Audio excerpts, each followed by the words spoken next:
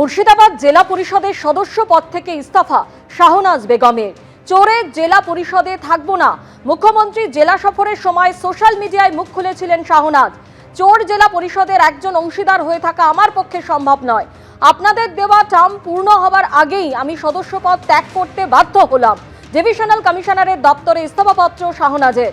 2023 সাল থেকে জেলা পরিষদে জিতেছিলেন শাহনাজ। প্রথমে কংগ্রেসে, পরে তৃণমূলে যোগ দেন শাহনাজ বেগম।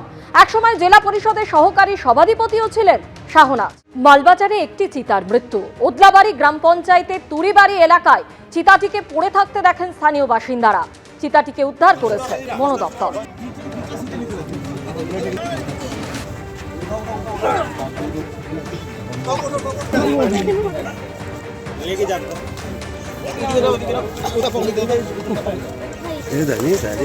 সংসদে প্রধানমন্ত্রীর বঙ্কিমদা সম্বোধন থেকে রবীন্দ্রনাথ ঠাকুরকে অপমানের অভিযোগ।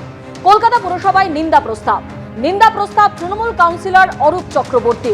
নিন্দা প্রস্তাবকে ঘিরেই তুঙ্গে বাদানুবাদ।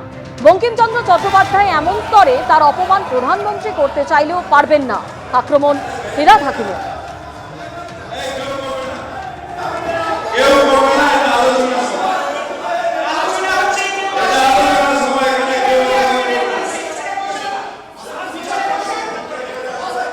সরাসরি আমাদের প্রতিনিধি অর্ণব মুখোপাধ্যায় আমাদের সঙ্গে রয়েছেন। অর্ণব, আমরা সেই ছবি দেখতে পাচ্ছি যে কলকাতা পুরসভায় নিন্দা প্রস্তাবে একেবারে তুলকালাম পরিস্থিতি তৈরি হয়।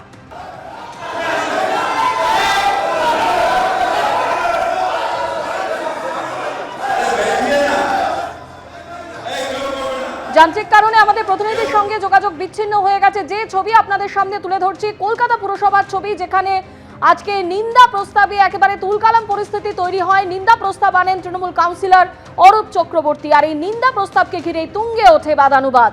বঙ্কিমচন্দ্র চট্টোপাধ্যায় এমন স্তরে তার অপমান প্রধানমন্ত্রী করতে চাইলেও পারবেন না, আক্রমণ ফিরহাদ হাকিমের।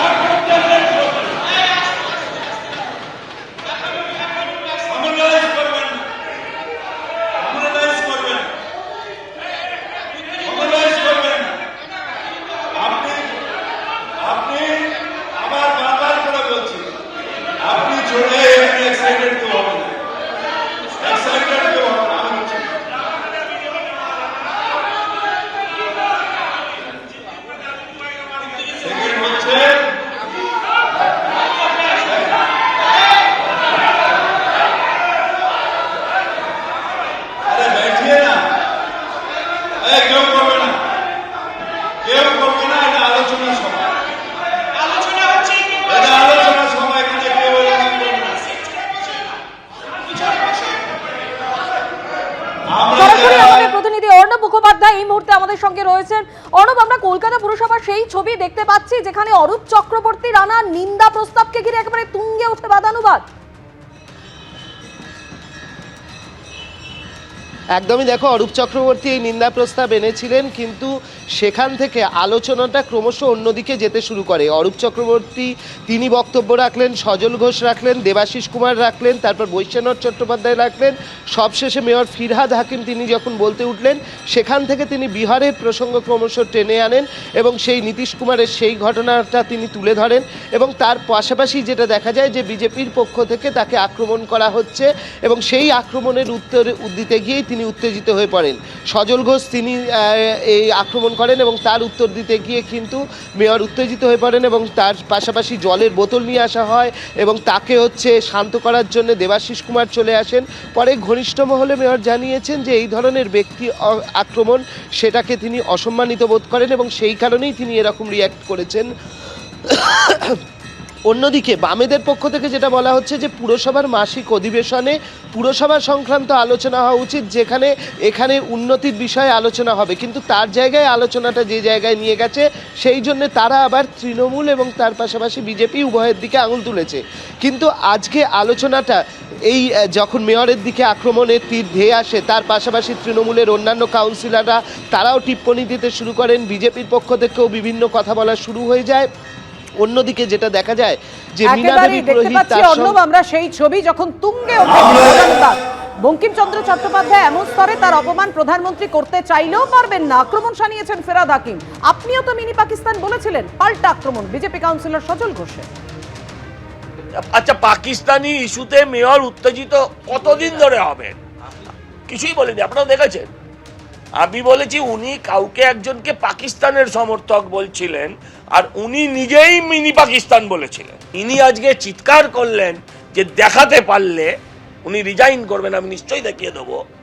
সেটা হচ্ছে মিনি পাকিস্তান শব্দটা উনি উচ্চারণ করেছিলেন।